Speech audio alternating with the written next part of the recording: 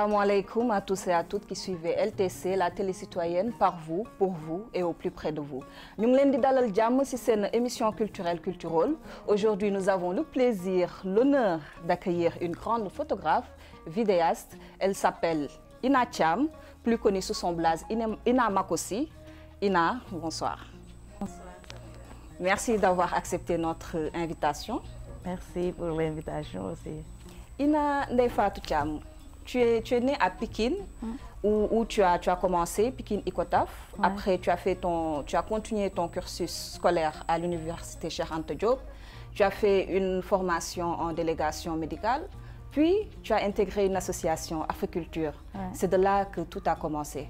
Peux-tu nous raconter comment est-ce que tu as quitté Cheikh Anta Diop, tu as quitté la délégation médicale pour maintenant embrasser le milieu des cultures urbaines? Wow. C'est une longue histoire. Bon, à l'université, j'ai fait la science éco. Et en même temps, à partir de la deuxième année, ça ne me parlait plus. En fait, en réalité, ce n'est pas ce que je voulais. Du coup, mais pendant ce temps, même avant l'université, j'allais beaucoup voir des concerts. En fait, j'aimais le hip-hop. Et j'ai rencontré à l'université Wasso. On était coloc. Et en deuxième année, après avoir fait les examens, on s'est dit on va aller rendre visite aux gars d'Africulture urbaine. Parce qu'en même temps, avec Didier Zé, je connaissais Didier Zé au terrain de basket. Et je lui disais souvent, genre, tout ce que tu fais au moment des concerts, et du coup, ce jour-là, avec Wasso, on s'est dit on va aller voir. Mais quand on est arrivé, Zé était là, il nous a présenté à tout le monde, les gars venaient par-ci, par-là, et j'ai trouvé ça, en fait, c'était pour moi un endroit intéressant. Un endroit intéressant où après tu intègres Hip Hop Academy, tu commences à te former à la photographie, à la vidéographie aussi, mais tu as choisi de te spécialiser. Du coup, tu avais réalisé un film de 52 minutes, je pense. Tu avais aussi fait un stage en Belgique à la télévision belge, mais tu as choisi de te spécialiser dans la photographie et tu as choisi comme nom, comme blaze, Ina Makossy. Pourquoi la photographie? Pourquoi Ina Makossy?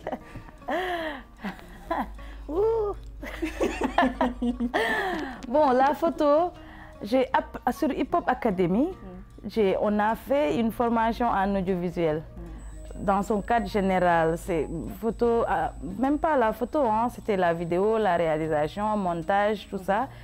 Et c'est pendant les making-of qu'on faisait beaucoup de photos.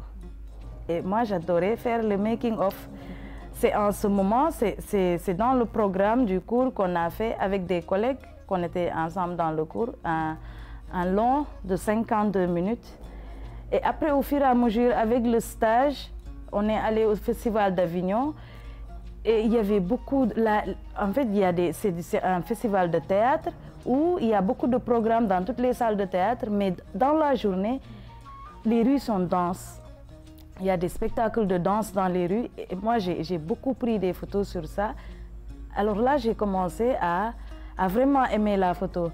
Ensuite, dans Hip Hop Academy, à part le pôle, à part les formations, il y a le centre de documentation venait de naître. Et comme j'ai toujours adoré lire, j'ai préféré prendre ce projet. Du moment que chaque membre à Africulture urbaine a un projet qui manage, moi, je voulais manager le centre de doc. Et les gars m'ont fait confiance. Et là, avec le centre de doc, ce n'était pas seulement la bibliothèque avec les livres, mais c'était aussi beaucoup la recherche d'archives. D'ailleurs, c'est l'objectif premier du centre de doc, c'est d'archiver ce que nous faisons. Donc, j'allais dans tous les événements, faire des photos de concerts, de spectacles de danse, de panels. Et là, c'est comme ça que je me suis beaucoup plus concentrée sur la photo. Sur la photo. Ouais. Et pourquoi Makossy? Makossy, en fait, j'étais très jeune, j'ai lu le livre de Aimé Césaire sur Lumumba. Le nom. Une saison au Congo. J'ai oublié le nom.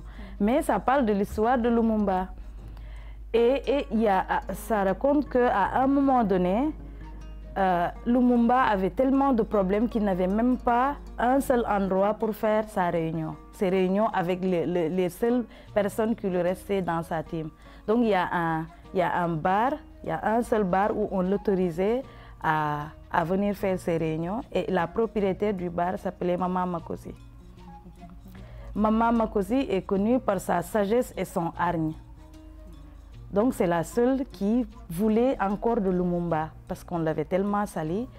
Et du coup, moi, cette Maman Makosi m'a impressionnée. J'aimais bien cette décision qu'elle avait, mais en même temps, Makosi, ça veut dire les sages en lingala. Donc j'ai choisi son nom pour ce personnage de Maman Makosi, son personnage, mais aussi pour la signification. Je veux, moi, en tant que photographe, avoir cette sagesse de telle sorte que dès qu'on parle de photographie, on pense à Ina. Ou dès que je parle de photographie, on m'écoute.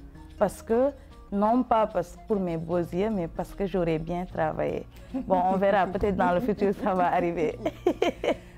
Mais on se rend compte finalement que durant tout le fil conducteur de toute ton œuvre, de toutes tes œuvres artistiques, c'est cette hardiesse-là et cette sagesse, notamment avec les séries de photos que tu fais dans les cultures urbaines, mais aussi dans le milieu du sport, que tu coordonnes aussi, tu es chef de projet à Africulture urbaine, tu l'as dit, tu coordonnes le centre de documentation.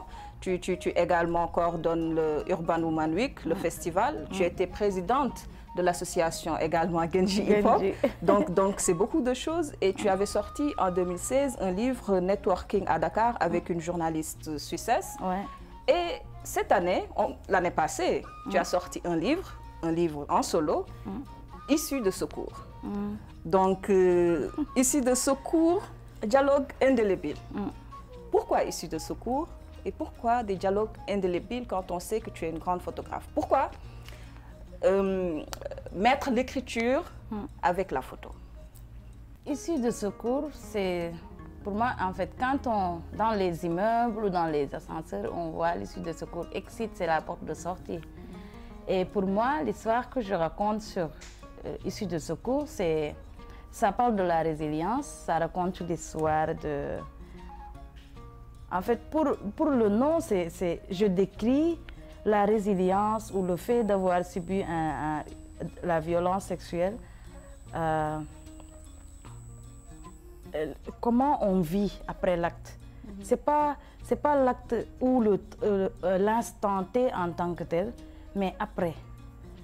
Comment les étapes, nan la ñuy dundee en fait. Et puis, je décris cette étape comme quand un immeuble brûle et qu'il y a de la fumée, nit ñaa ngi fatt, mënoo xamoo sax fooy jaar, tu es étouffé, tu te vois même plus. Donc on ne cherche que là où c'est écrit issue de secours. Et donc pour moi, être victime de violences sexuelles ne veut pas dire qu'on reste dans cet immeuble. Oui, il y a un moment où on y est, mais pour moi, tout le monde a le droit de retrouver cette porte où c'est écrit issue de secours et de sortir de cet immeuble. Donc,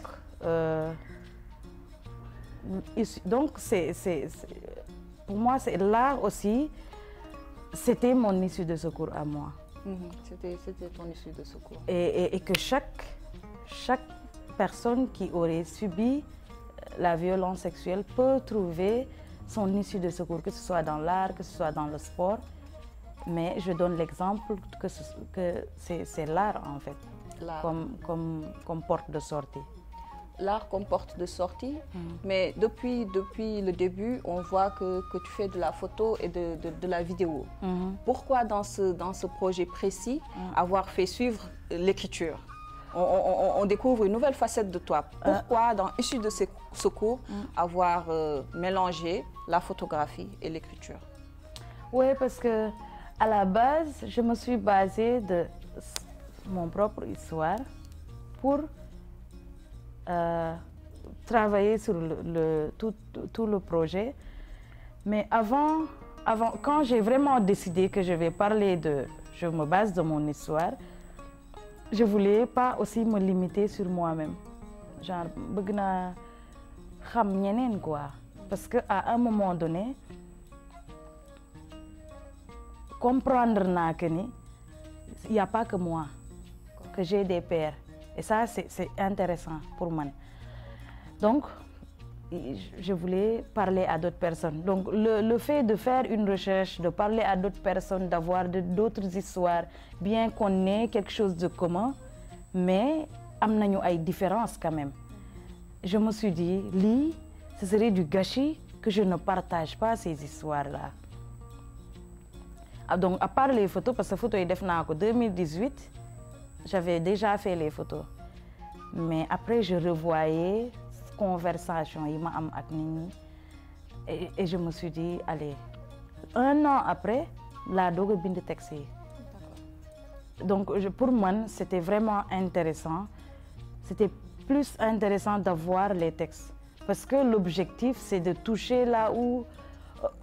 En fait, de toucher les non-dits. Parce que parfois, honnêtement, parfois, je vois des publications sur Facebook ou sur les réseaux sociaux sur le sujet et nettement, je sais que qui est li wax. Et en fait, c'est comme si on te donne un bouquin, nga lire titre bi, lire dernière page bi ci ginnaw et puis nga commencer débattre ce sujet bi, ce livre bi. Là, il y a beaucoup de choses qui échappent aux gens et je me disais qu'il faut me retracer lo xamantene dinañ am plus d'idées sur la vie parce que pour moi on se concentre dañuy concentrer wu trop ci acte bi et que après qui subir lolo elle est oubliée. Pourtant mi ngi am na affaire yu bari yu dess ci mom té lolu nonu suite bobu c'est tellement dangereux que pour moi il faut qu'on se concentre sur après la victime après. Qu'est-ce qui se passe? Comment on s'en occupe? Comment elle doit réagir? Il y a des sauts d'humeur, il y a des caractères très différents, très particuliers. Et pour moi, c'est important de parler de ça. De le souligner. Et si nous avons une explication livre, on voit que tu l'as fait à travers de 10 chapitres. C'est illustré par une photo. Mais moi, je pense qu'on va d'abord commencer, si c'est bon à la régie, avec la première photo. Moi, la photo de couverture du livre. Et là, c'est pas très visible, mais j'aimerais qu'on essaie de voir ensemble pourquoi. Si on a la photo, c'est la première page du livre à la régie, qu'on essaie de voir pourquoi est-ce que sur cette photo de couverture, Ina, tu es en sous-vêtements, mais heureusement que tu as le ventre plein, j'ai envie de dire, mais tu as une radio assez old school, et on voit aussi à côté des mots comme Jom, Mouin, Mandou et Dîner. On voit qu'il y a un gros collier à ton cou, mais aussi on perçoit sur ton visage d'autres couleurs. Sur la bouche, je vois un jaune un peu âcre, sur la joue droite un peu de rose, sur la joue gauche un peu de vert. On se demande qu'est-ce que ça fait là sur le visage. J'ai vraiment envie que tu expliques à ceux qui nous regardent que signifie cette photo réellement, cette photo de couverture, ici de secours. Cette photo est un shout-out à l'art, au hip-hop. C'est un clin d'œil au hip-hop. Parce que moi, en tant que victime de violences sexuelles, je dirais que ma porte, cette porte où c'était écrit issu de secours, c'est le hip-hop. Et puis, donc, la radio, l'image doit parler d'elle-même. Quand tu vois la radio, c'est assez les ghetto blasters et les bling-bling. C'est vraiment, c'est le clin d'œil au hip-hop, mais aussi le visage. Les couleurs les verts, jaune, rouge, ok, c'est le Sénégal, mais après le vert, c'est Ganchahla. On a le jaune qui est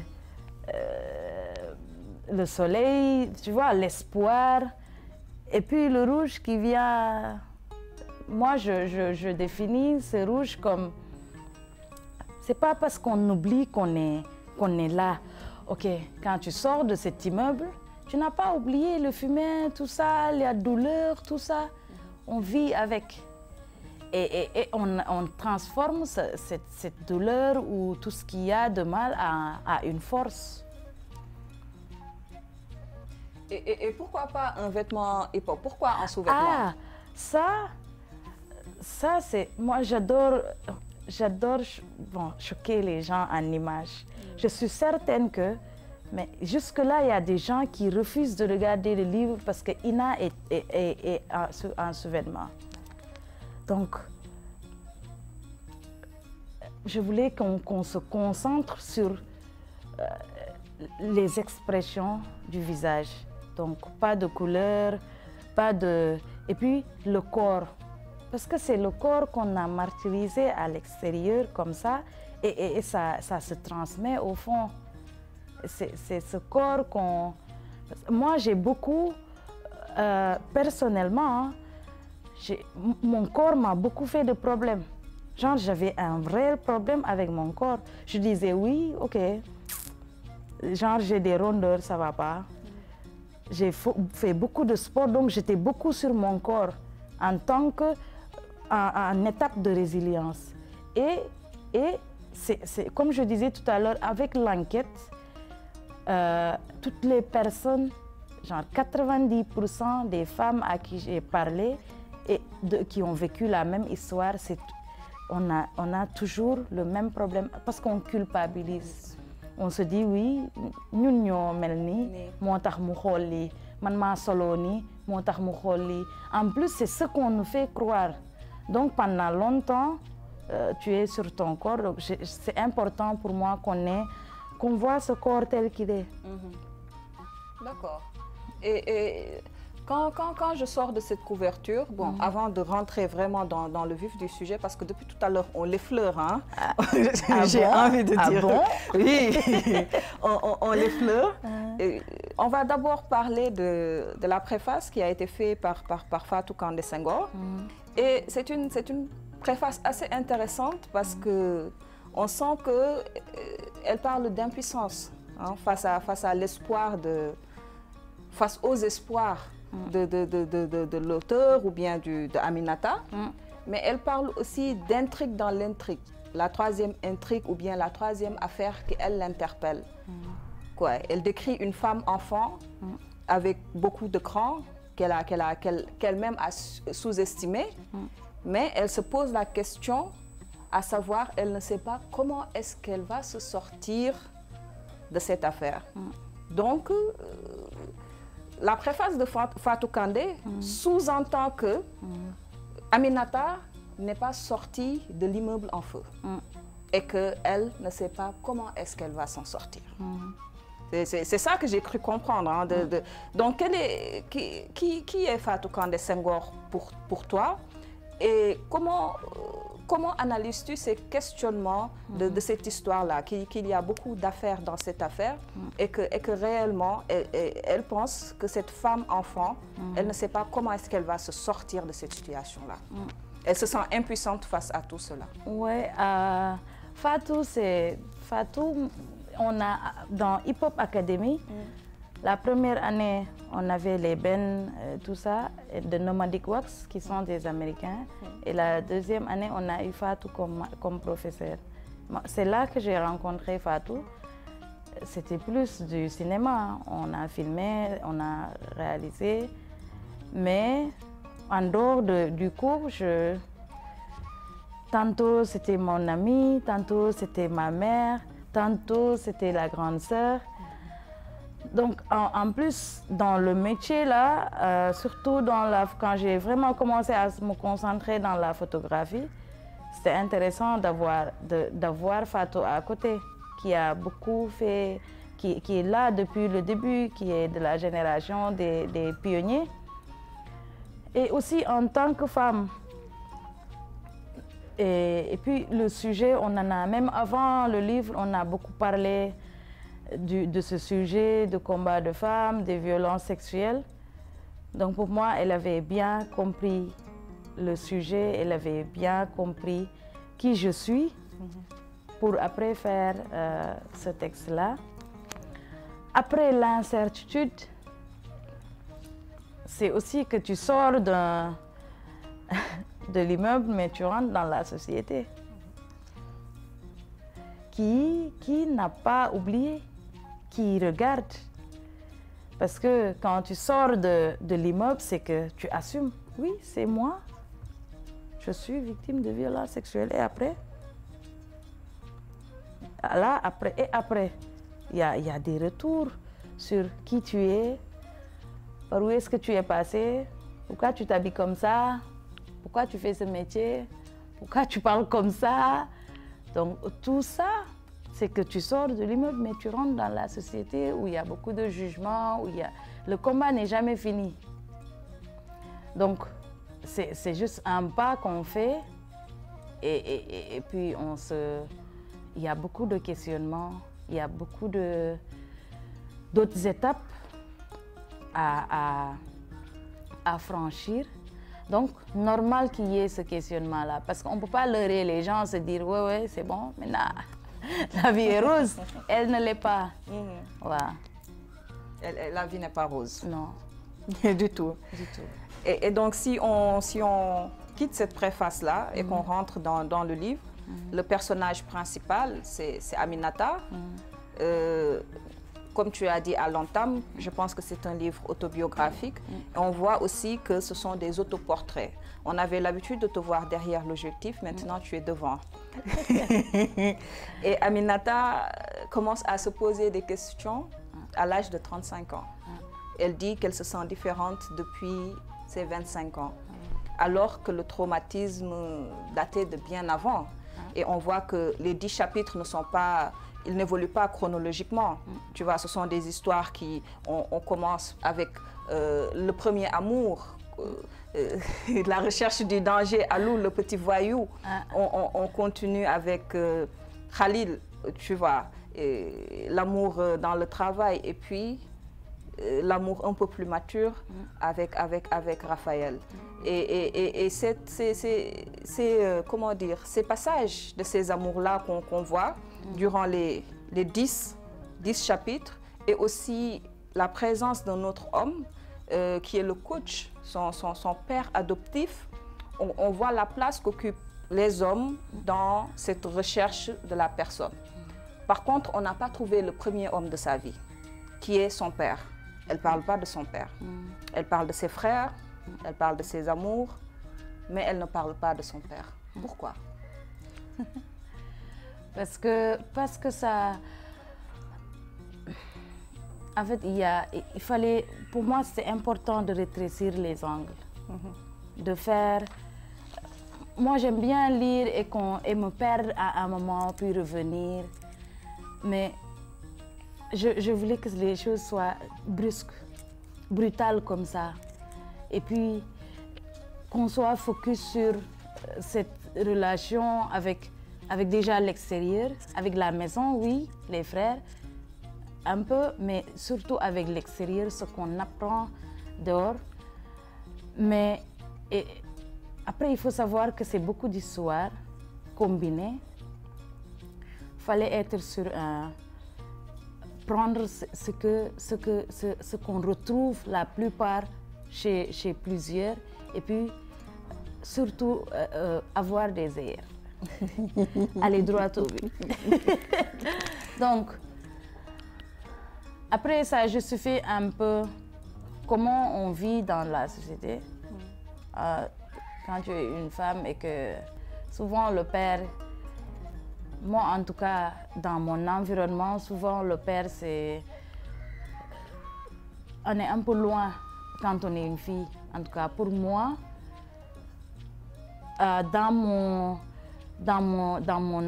mon éducation, j'allais dire dans mon environnement, j'étais plus proche des frères, de la maman, parce que je suis issue d'une grande famille où mes frères mes parents sont tellement âgés que j'avais les frères et les sœurs qui jouaient le rôle de la maman et du papa. Donc, il y a une distance qui est là quand on est jeune, mais après qu'on se rend compte il faut qu'on rectifie ce tir-là, qui n'est pas causé par nous, hein, mais le père c'est un peu un fantôme, quoi. Le père est un peu un fantôme on ne voit pas sa présence dans le livre. Mais après les petites amourettes d'adolescentes, hein, avec Alou, le petit voyou, on voit que dans le livre, le premier amour fondamental d'Aminata se dirige vers Khalil. Et cela parce qu'avec le temps avec lequel ils passaient ensemble, ils étaient vraiment tout le temps, ils partageaient le même cadre de travail, mais ils n'avaient pas les mêmes valeurs. Tu vois, par rapport à la jalousie, par rapport à la notion du mariage, par rapport au fait qu'Aminata est vraiment très ancrée dans son envie de liberté, de voyager, de travailler, de s'épanouir en dehors du fait d'être avec un homme. Et là, j'ai l'impression qu'Aminata s'est mise en couple avec son meilleur ami parce que la relation qu'ils ont ensemble ressemble plus à deux meilleurs amis. Parce que c'est le premier homme à qui elle a raconté les violences qu'elle a subies et tout. Mais on voit vraiment que ça n'a pas l'air d'un amour réel quand on regarde. Parce que c'est un peu la phase dans le livre où il y a un peu de marchandage d'émotions. Après la rupture, il y a la déception parce que dans les 5 processus, le déni, la colère, le marchandage d'émotions, la dépression, puis après l'acceptation, j'ai l'impression qu'Aminata était vraiment dans cette colère, ce marchandage d'émotions, cette dépression, et qu'elle s'est laissée aller avec son meilleur ami. Plus ou moins. Non, en fait, Aminata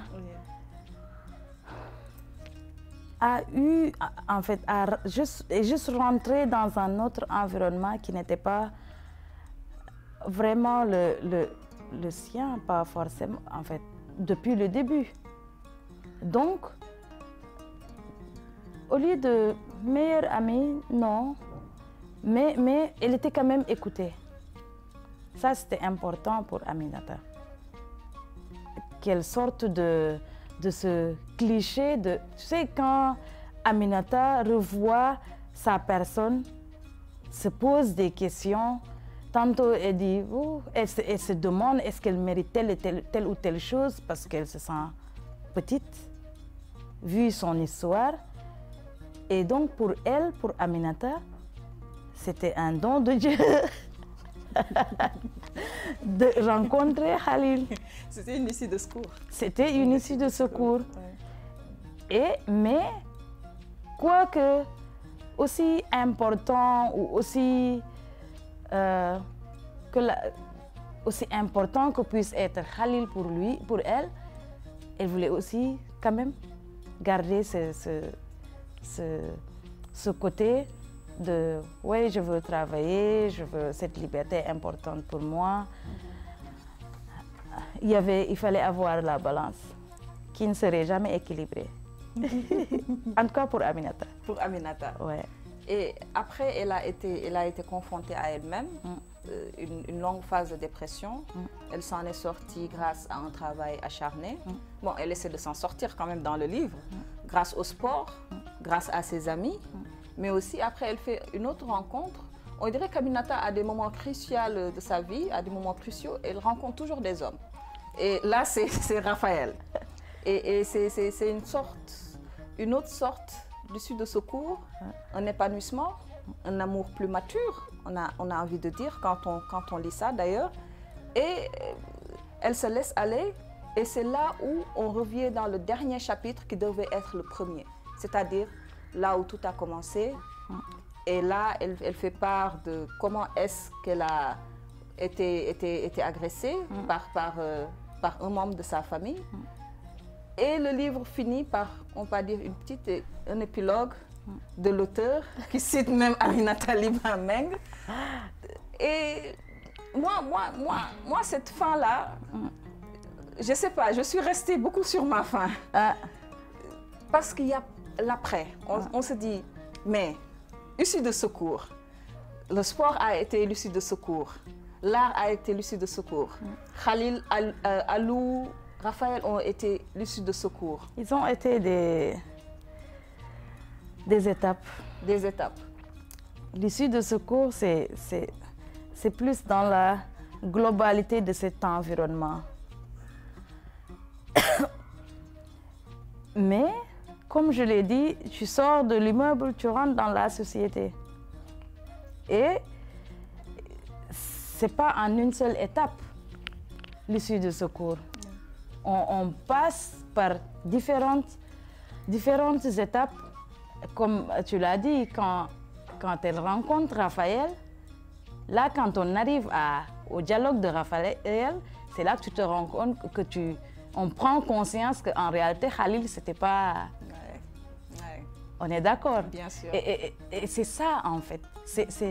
L'important, c'est cette quête d'Aminata, cette prise de conscience qu'elle prend au fur et à mesure. Et cette humeur qui parfois, genre, elle est agressive, mais en réalité, comme genre, elle fait semblant, elle connaît. Non, non. Alors qu'elle se cherche. La carapace. La carapace, là, elle est là et elle n'est jamais finie, hein, cette recherche. Mais au fur et à mesure, en fait, en fonction des étapes, on sent le changement d'Aminata. Elle prend conscience de OK, ça n'existait pas, le truc avec Raphaël. Quand il était avec Khalil, elle n'aurait jamais imaginé. Et donc ça, on retrouve naturellement dans la vie. Mais on revient, avec Raphaël, on revient sur le premier dialogue, le dernier qui devait être le premier. Donc c'est tout un retour, c'est tout un questionnement. Et c'est des caractères différents. On se demande si Aminata, elle ne change pas. Est-ce que c'est la même Aminata d'ailleurs? Et moi, c'est ça que je voulais ressortir. Que nous baillons en fait. Si le comportement, le caractère, les humeurs, qui sont toutes...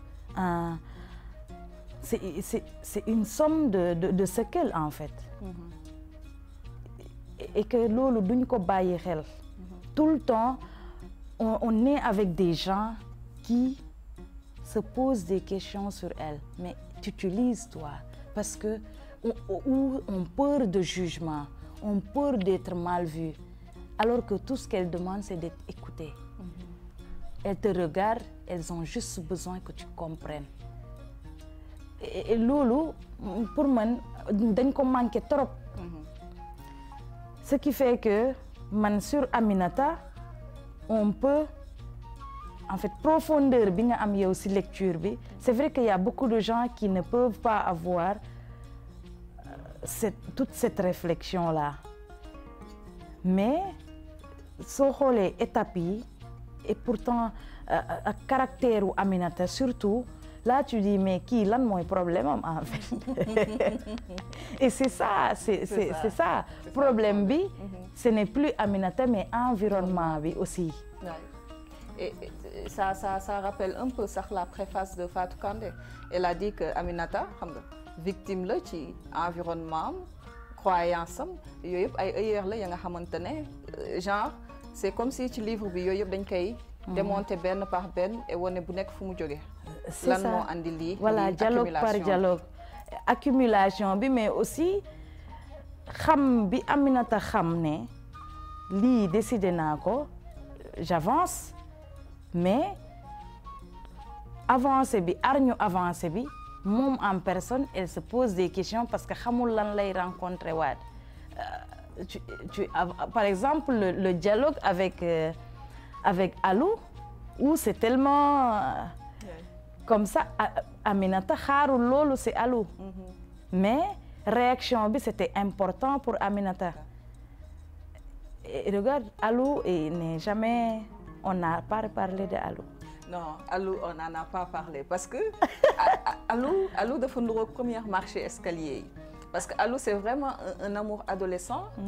Et c'était bon, genre, ni moi comme une porte d'évasion pour Aminata parce qu'elle aimait ce qu'il renvoyait. Parce que il avait l'air d'un petit voyou, il symbolisait l'interdit pour elle. Mais après, mais Alou, des années plus tard, Aminata la conduit de tout le nec. Mais là, le focus, c'est pas sur Alou, c'est sur Aminata. Regarde la Aminata, comment elle aimait Alou comme tel qu'il est. Mais après, elle n'est plus la même. Mais il y a des choses qui se sont passées entre-temps et que Aminata elle-même dit à Alou, je ne suis pas cette femme que tu as laissée, qui était là avant. Je ne suis plus elle. Et pour moi, ça, c'est important. Parce que avant, Alou, c'était OK, il est comme ça, c'est ça que je mérite. Aminata, c'est cette appréhension-là qu'elle avait d'elle-même. C'est le petit voyou là, ça va, c'est bon quoi pour moi. Mais après, elle se rend compte que non, c'est pas le problème, c'est moi, je mérite bien, je mérite de bonnes choses. Et c'est là où elle revient pour dire non à Alou. Parce que ça,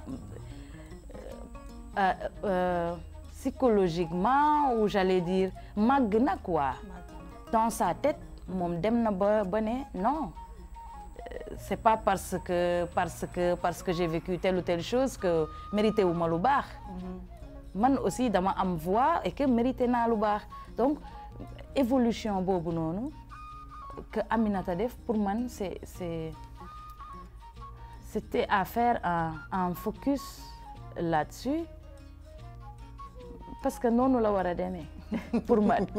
Non nous la wara démé. Ouais, on ne reste pas victime, non. On prend cette il faut une force si ñun. Man pour moi c'est une force. C'est une force. Donc... Ça l'est devenu.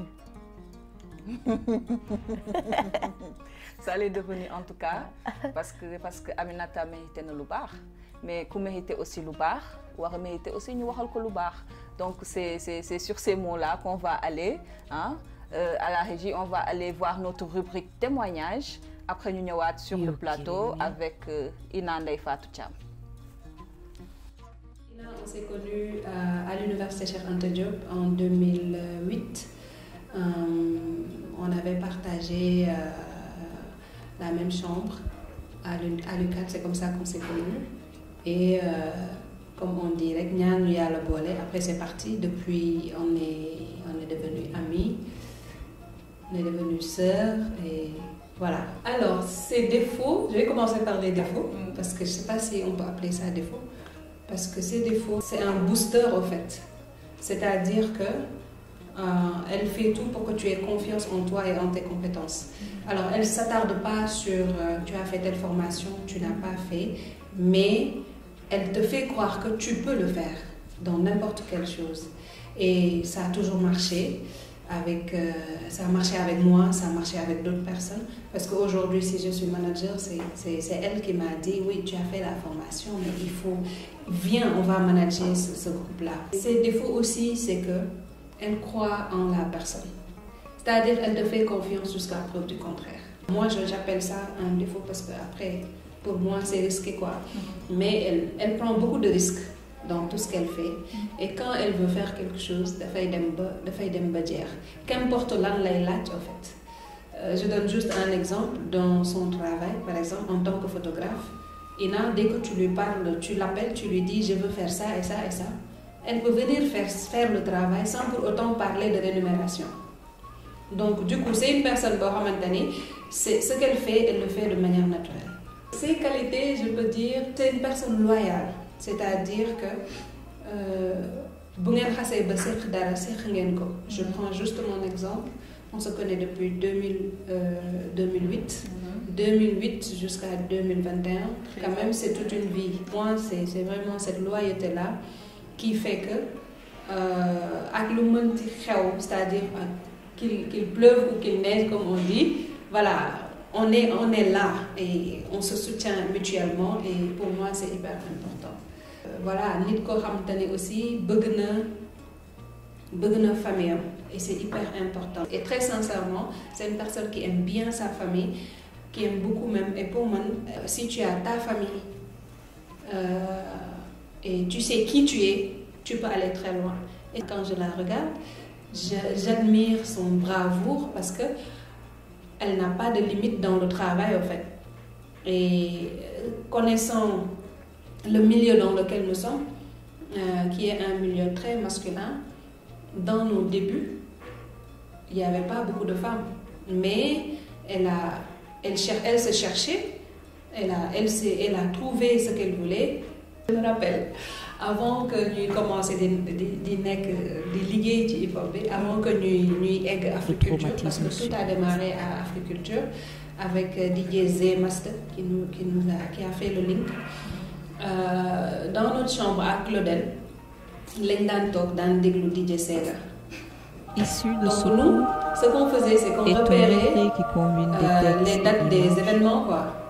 Donc ben jour ñu déglu, après ñu ne ñu concert am na Daf Gero. Et tout le monde connaissait l'association à Daf Gero quoi avant. Léegi ñun sans arrière-pensée, ñëw nañu week-end à Pikine à minuit. On sort, on prend un taxi, direction Daf Gero. C'est-à-dire, la personne n'était au courant, mais c'était tellement naturel pour nous, il n'y avait rien quoi. Après, on est parti, cafétéria, Nyodougou. On est tombé sur Djili Bagdad de 5e. Il nous regarde et dit, est-ce que vous savez que Yen Revienne Djigen ci concert Bili? Tout ce qui nous intéressait, c'était la musique, c'était vraiment découvrir ce milieu-là. Après, on est rentré le lendemain, son grand frère, Bakary, il vient et nous dit mais Yenyan, vous étiez où hier? Sans problème, on lui raconte le truc à faire. Ok, donc vous, à minuit, vous prenez un taxi. Le taximan, Raïba, le taximan, il pouvait tout simplement arriver jusque là-bas, arrêter sa voiture. Il vous tue, il fait tout ce qu'il veut et après nous on ne sera pas. Nous savons ça là de au fait. Alors un message, je lui dirais de continuer à tenir. La vie n'a pas toujours été rose au fait et ça ne sera jamais rose. Donc mais dis-toi que aujourd'hui c'est compliqué, mais c'est parce que demain ça va être vraiment cool quoi. Après, je sais que dernièrement, il y a eu beaucoup d'événements vraiment compliqués, mais ça fait partie de la vie. C'est le cumul de ces événements-là qui font qu'une vie a un sens. Et donc, tiens bon, ne réfléchis pas trop. Fais ce que tu as à faire et laisse le temps s'occuper du reste. Non, je suis tellement... Je ne sais pas, c'est impressionnant. En fait, je ne m'attendais pas du tout à ça. Mais...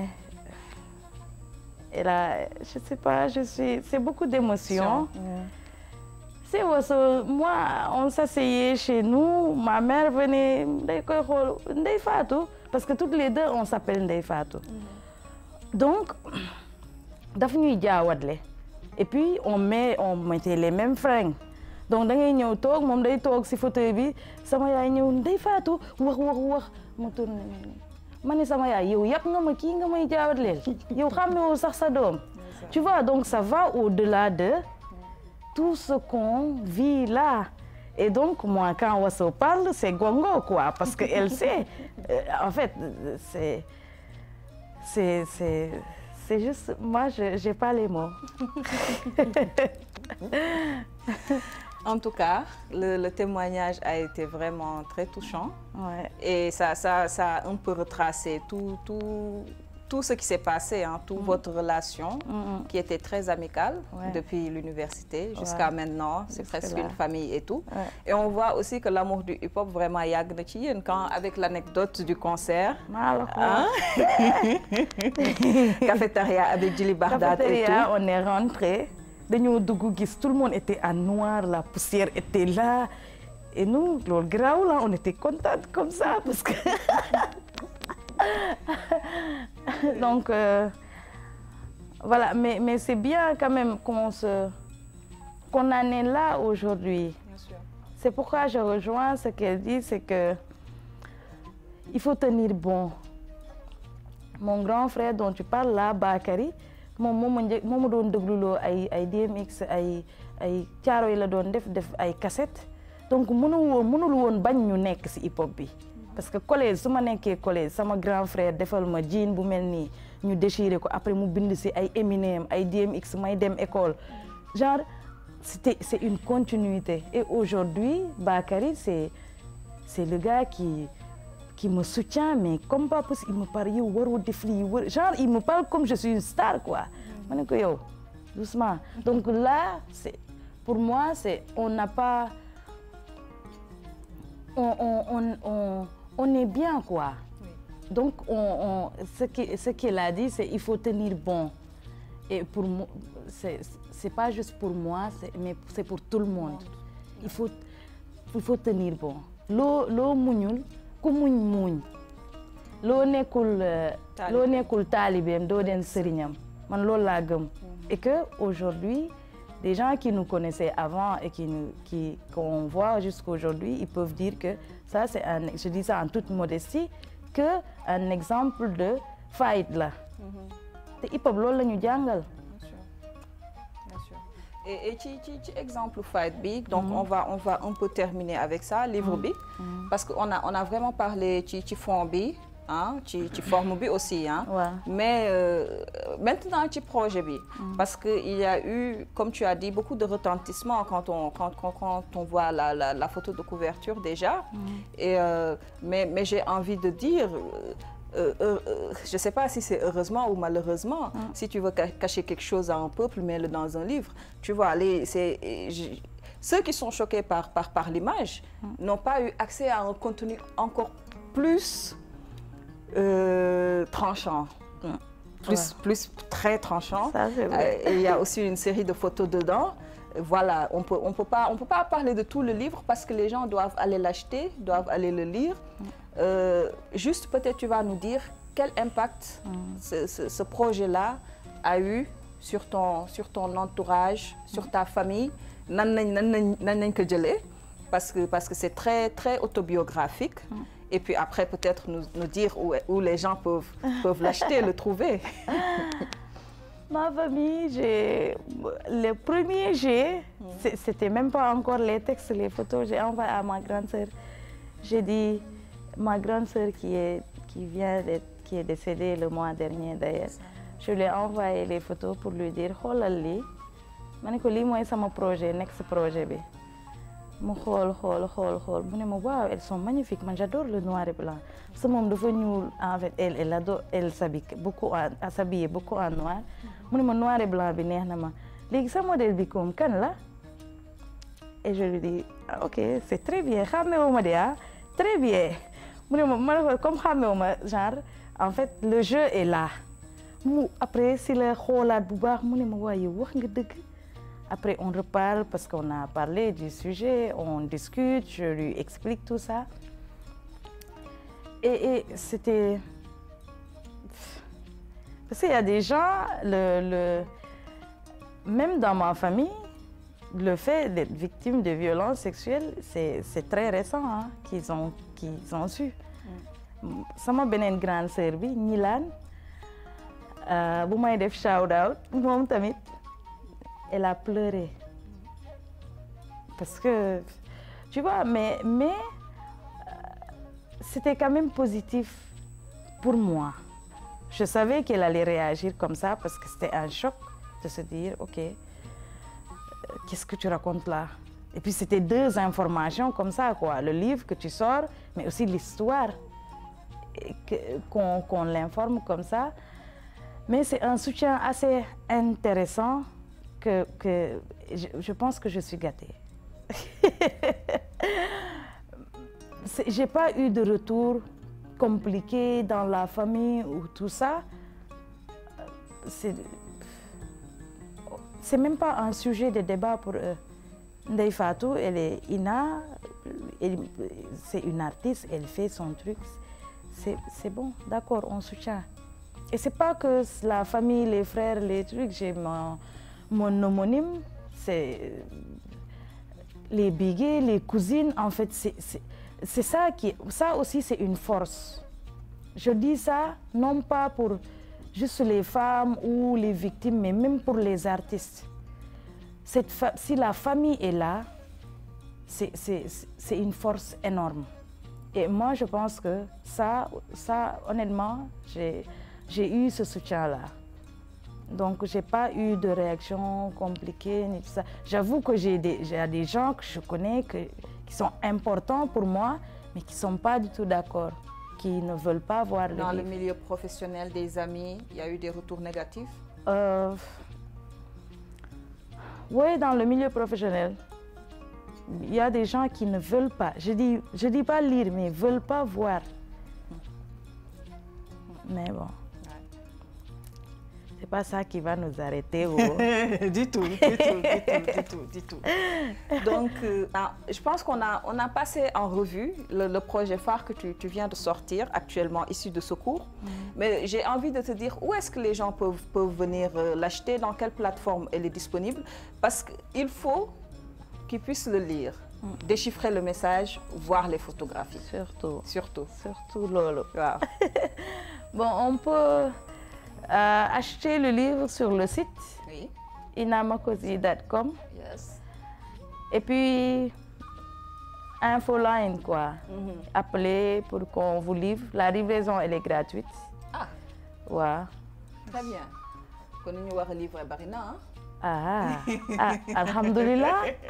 Nous va livrer Barina. Ceux qui veulent suivre ton information, tout, sur tes pages. Ouais, je suis très Instagram. Inamakosi, mon Instagram, Facebook c'est pareil, Twitter c'est pareil, mais je suis plus sur Instagram. Instagram, ouais. Ton mot de la fin, Ina? Mais un grand merci. J'adore cette maison, moi. C'est la 3e fois que je viens ici. Je suis pas bien devant les caméras, mais Samira, quoi. Tu vois, on discute, on est là. Ça va. En tout cas, merci beaucoup pour ce focus. En tant qu'artiste, on ne demande qu'être vu, être lu, être écouté. Et moi, je te remercie personnellement d'avoir pris ce temps de... J'adore quand les gens font un retour et qui me parlent de quelque chose, une chose à laquelle je n'avais pas pensé en créant cette œuvre. Et ça, c'est la force du dialogue, d'extérioriser notre ressenti, parce que tout ce qu'on chante, qu'on crée, c'est nous d'abord. Et on n'a pas peur d'exposer notre intérieur face aux gens. Je remercie énormément Wasso. Damay seetaan Wasso au fur et à mesure muy mel ni sama yaram bi day gën a kii. J'étais très émue. Parce que c'est quand même fort. On ne reparle pas de tout ça. On est tout le temps appel téléphonique, waouh, la famille, tout ça. Et là, la regarder, c'est... Je ne sais pas qui a eu cette idée, mais Marco Amel, qui... Jérôme. Jérôme Kessé. Waouh. En tout cas, merci à ceux qui nous regardent, aux habitués de Culture Hall. Et à bientôt, il faut acheter le livre. Bien sûr. Lisez le livre et faites-moi un retour, ce serait un plaisir. Absolument, merci. Absolument. En tout cas, merci à toi d'avoir accepté notre invitation. Ce fut un grand plaisir de lire le livre.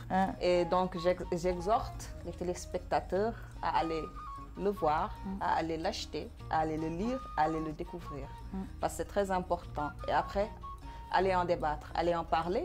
Et ça permet aussi de pouvoir parler de cette thématique-là, pas assez abordée dans les œuvres.